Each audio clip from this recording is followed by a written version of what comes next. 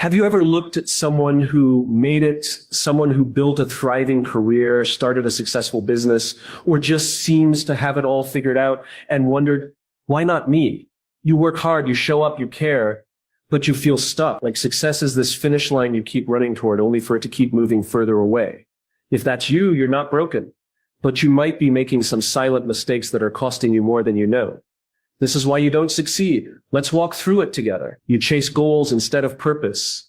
You say, I want to make 6 figures. I want to own a house. I want 1 million followers. These are the declarations we repeat like mantras, believing that once we check these boxes, life will suddenly make sense. That once we hit those numbers, peace will follow, happiness will come, and we'll finally feel like we matter. But what happens when you reach those goals and still feel empty? What happens when the applause fades and all you're left with is silence and a new, higher number to chase? We've been taught to set goals, to push, to climb, to never stop. But no one tells us what to do when we arrive. No one tells us that success without purpose is hollow. That checking boxes won't fill the space inside that aches for meaning. You can cross every finish line you set for yourself and still feel lost if you never knew why you were running in the first place. And yet, we continue this cycle, running harder, faster, longer, chasing validation, status, likes, money, and milestones that others told us would prove we made it. We confuse movement with direction.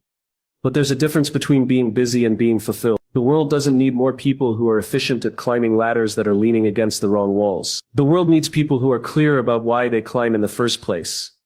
Look at the people who inspire you, not just the rich, but the ones who leave an imprint. The ones who walk into a room and shift the energy, the ones whose stories echo long after they've left. What makes them different? It's not the size of their bank account or the number of their followers. It's the clarity of their purpose. They don't chase impact, they create it.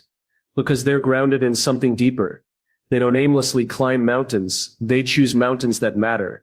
They don't lead with goals, they lead with why. Because when you start with why, the how becomes clearer and the what becomes more powerful. You stop asking, what do I need to achieve? And start asking, what do I need to give? What kind of life am I building, not just for me, but for the people around me?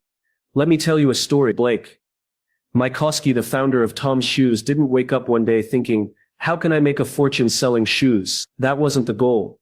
That was never the spark. The spark came when he saw children without shoes. When he felt the sting of injustice.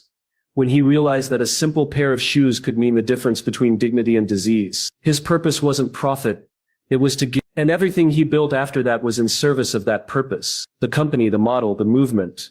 All of it flowed from the fire that burned in him to make life better for others. That's the difference. Goals follow purpose. Purpose doesn't follow goal. And here's the hard truth. Chasing goals without purpose is easy. That's why most people do it. It gives the illusion of progress. It gives you something to post about, something to prove. But purpose? Purpose requires honesty. Purpose demands that you go in, that you ask questions with no quick answers, that you confront the truth about what you really want. Not what looks good, not what impresses your friends, but what makes your heart beat louder. And when you find that purpose, it won't always make sense on paper. It won't always come with a business plan or a guaranteed outcome. But it will come with conviction. It will come with resilience. It will anchor you when the road gets hard and you want to quit. Because when you know your why, you don't give up just because it gets difficult. You endure. Because your purpose is bigger than your pain. You want 6 figures? Why? You want 1 million followers? Why? You want to own that house? Why? If your answer is because it's what I've always wanted, I challenge you to dig deeper. Because more often than not, what we think we've always wanted is what someone else once told us we should want. And we internalized it, adopted it, and made it our own without ever questioning if it truly belonged to us. But when you lead with purpose, something beautiful happens. You stop comparing yourself. You stop measuring your worth by someone else's metrics. You start living from a place of intention, not imitation. You begin to build a life that reflects who you are, not who the world expects you to be. You become dangerous, in the best way. Not because you're chasing more, but because you're guided by something more powerful than ambition. You're guided by meaning. And people feel that. They're drawn to it. They trust it. Because in a world full of noise, purpose speaks clearly. So the next time you write down a goal, ask yourself what sits underneath it. Peel back the layers. What's the feeling you're after? Is it safety, recognition, freedom, contribution? And then ask yourself, is there another way to get there? A way that starts with who you are instead of what you want. Purpose is not something you find by accident. It's something you discover by design. It lives at the intersection of your passion and the world's need. It's the thing you can't not do, the conversation you can't walk away from, the cause that keeps you up at night, the idea that stirs something in you every time it's mentioned. That's where purpose lives. And once you find it, you'll realize that the numbers you used to chase pale in comparison to the impact you now create. Because in the end, legacy isn't built from achievements. It's built from alignment. It's not about how many people know your name. It's about how many lives are better because you showed up. That's real success. That's real significance. And that only comes when you stop chasing goals and start living with purpose. So don't ask, what's my next goal? Ask, what's my reason? Then move, build, serve, and trust that everything else will follow. You fear failure more than you desire growth. That simple truth holds more weight than most of us are willing to admit. It's not a lack of intelligence, talent, or resources that holds people back. It's not about not being good enough, fast enough, or connected enough. Most people don't fail because they're incapable. They fail because they're unwilling to risk the discomfort of looking foolish. They're more afraid of the sting of embarrassment than they are hungry for the thrill of transformation. We live in a world where appearances have become more important than progress, where trying and failing is often mocked, and playing it safe is applauded. We've conditioned ourselves to stay within the lines, to operate only in the arenas where we're confident we'll win, and as a result we shrink. We settle for less than our potential because growth, real growth, demands that we first stumble, fall, and sometimes fall hard. Think about the last time you tried something where failure wasn't just possible, but likely. When was the last time you stood on the edge of something new? Not because you knew how it would end, but because you knew it mattered. For most of us, that moment is hard to find. It's buried beneath excuses masked by procrastination, or justified by the false comfort of waiting until we're ready. But readiness is a lie. Growth doesn't come when we feel prepared. It comes when we're willing to act despite not being prepared. The truth is, we rarely feel ready to take big leaps. Readiness is not a prerequisite for courage. It's a product of it. Fear of failure is insidious. It shows up not as full-blown panic, but as hesitation. It whispers, what if you mess up? What if they laugh at you? What if you're not good enough? And if we listen to that voice long enough, we begin to confuse fear with wisdom. We call it being cautious. We call it being strategic. We say we're just waiting for the right time, but really we're avoiding risk. We're choosing comfort over courage, safety over growth. Thomas Edison failed over 1,000 times before the light bulb worked. Imagine that. 1,000 attempts. 1,000 times he could have said, this is pointless. 1,000 times he could have walked away. But he didn't see it as failure. He saw it as process, as evolution, as necessary steps on the journey to something worthwhile. He didn't avoid the pain of getting it wrong. He embraced it as part of getting it right. That's the shift we need, to stop seeing failure as the end, and start seeing it as the beginning. To stop associating failure with shame and start recognizing it as a sign of effort, of movement, of progress. Because failure isn't the opposite of success, it's the price of entry. You don't get to bypass it. You don't get to shortcut your way around it. If you want to grow, to stretch, to become something more than you are today, you have to go through the messy, humbling, often painful process of trying and not succeeding over and over again. This is not about glorifying failure. This is about honoring the courage it takes to face it. It's about respecting the growth that comes, not just from the wins but from the missteps. It's about recognizing that everything you admire in others, their skills, their confidence, their strength, was built on a mountain of small private failures that no one ever saw. Behind every confident speaker is someone who once stumbled over their words. Behind every skilled leader is someone who once made the wrong call. Behind every innovator is a trail of ideas that didn't work. Growth is not neat. It's not clean or perfect or linear. It's chaotic and uncomfortable. It's falling down and getting back up. It's launching the idea and watching it crash. It's raising your hand in the meeting even when your voice shakes. It's showing up again and again when you're not sure anyone notices. That's growth. That's the cost. And it's worth it. The irony is that we think staying safe protects us from pain. But the truth is, it only ensures a different kind of pain. The pain of regret. The pain of wondering what might have been. The pain of watching others rise while we remain stuck. The pain of realizing that the cage we live in was always unlocked. We just never pushed the door. You were not made to play small. You were not designed to hide behind your comfort zone. You were built with the capacity for greatness.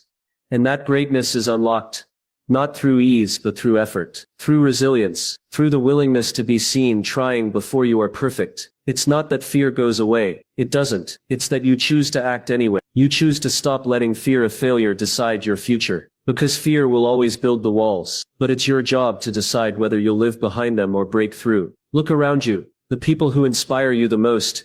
Do you think they got where they are by never failing? Or do you think they failed more often, more publicly, and more persistently than anyone else? The difference is not that they were fearless. The difference is that they decided fear wouldn't lead their life. So what will you Will you trade the growth that could be yours for the comfort that's killing your potential? Will you stay on the sidelines watching others play the game you were meant to be in? Or will you step into the arena, unsure of the outcome but certain of your purpose? You have one shot at this life. One. And the only thing more painful than falling is never knowing how high you could have climbed, if you had only tried. We all crave comfort. It's human nature. Safety, routine, predictability. These things soothe us. They tell us everything is okay.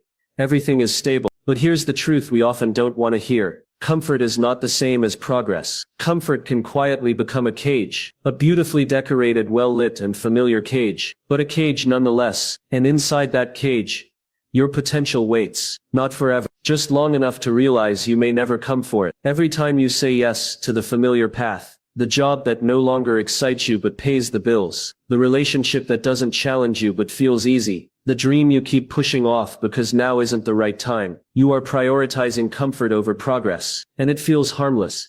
It feels responsible. But what it's actually doing is eroding your potential one safe choice at a time. You can't grow without friction. You can't evolve without tension. And you certainly can't lead your life forward if you're always looking for the softest landing. Think about a butterfly. It's beautiful, free, soaring. But it only becomes that after an intense struggle. That struggle inside the cocoon is not a glitch in nature's design. It's essential. That resistance, that pressure, that discomfort. It's how the wings gain strength. If you help the butterfly out too early, if you make it easier, it won't fly. It's not because it's broken, it's because it was robbed of what it needed to become strong. How many of us are doing that to ourselves, avoiding the very struggle that's meant to make us soar? Discomfort is not the enemy. It's the signal that you're expanding. It's a sign that you're on the edge of something meaningful. If everything feels easy, it probably means you're not pushing hard enough. The things that shape us, the heartbreak, the hard decisions, the failures, the risks, they don't feel good when we're in them. But those are the moments that rewire us, define us, and carry us to our next level. So the next time you're faced with the choice between comfort and the unknown, remember what's truly at stake. Comfort offers a version of you that you already know. But progress, that terrifying, messy, exhilarating path, offers the version of you that you've only dreamed of, the one with wings. Don't choose safe when you were built to fly.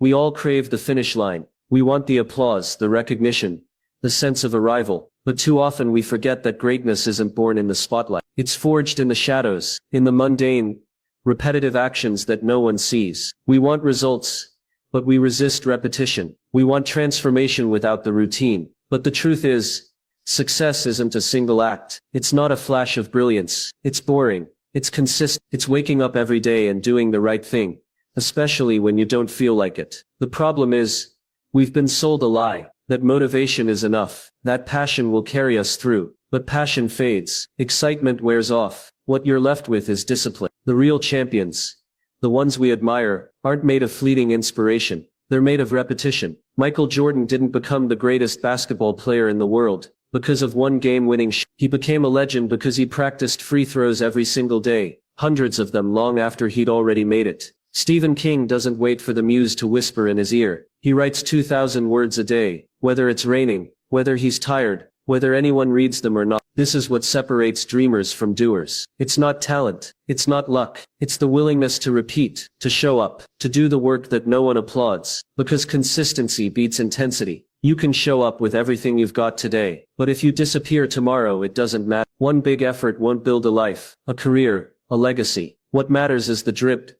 day after day after day. It's not glamorous, but it's powerful. There's a moment for all of us, when the novelty wears off, when the work gets tedious, when the results don't show up fast enough. That's where most people quit. That's where most people settle. But if you can push through that, if you can embrace the boredom, if you can fall in love with the process instead of the outcome, something extraordinary happens. You stop pretending to be successful, and you start becoming. Success doesn't ask for grand gestures. It asks for the small, unsexy actions done with relentless consistency. It's brushing your teeth every day. not whitening them once a year. It's showing up at the gym when no one notices. It's writing the words when they don't flow. It's dialing the calls, sending the emails, rehearsing the pitch over and over and over, until one day, you wake up and realize you've crossed a threshold, not because of one massive leap, but because of 1,000 small steps.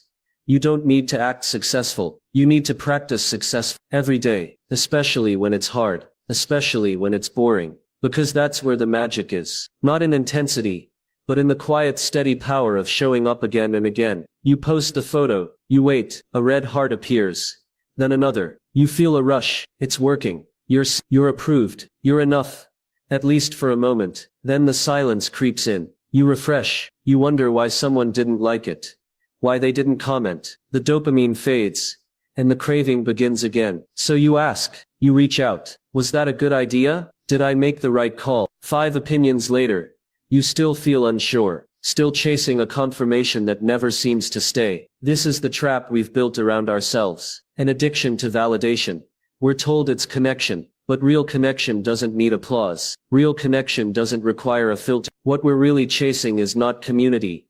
It's reassurance. We've confused recognition with worth, visibility with value. And the moment we hinge our identity on the response of others, we lose the quiet power of our own voice. It's a dangerous game, because what happens when when the room is empty, when the decision is yours alone, and the only voice left is the one in your head, that's when you find out who you really are. That's when growth starts. Not when they clap, but when they don't even notice. When no one's watching and you show up anyway. When you keep going even when the world gives you nothing back. That's where the real strength lives. The kind that doesn't need a spotlight. The kind that wakes up at 4 a.m. and works in the dark. The kind that says no to easy comfort because it's chasing something deeper purpose.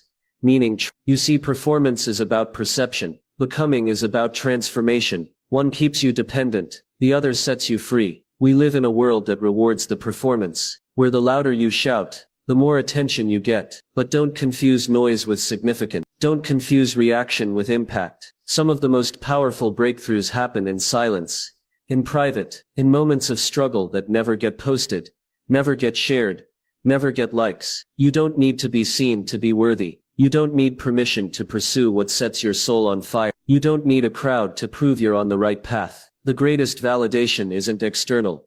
It's the peace that comes from knowing you stayed true to yourself, even when it was hard, even when it was lonely, even when no one clapped. So stop asking who approves. Stop waiting for a sign. You are the sign. You are the decision. Stop performing. Start becoming. Because your worth was never in their reaction. It was always in your resilience.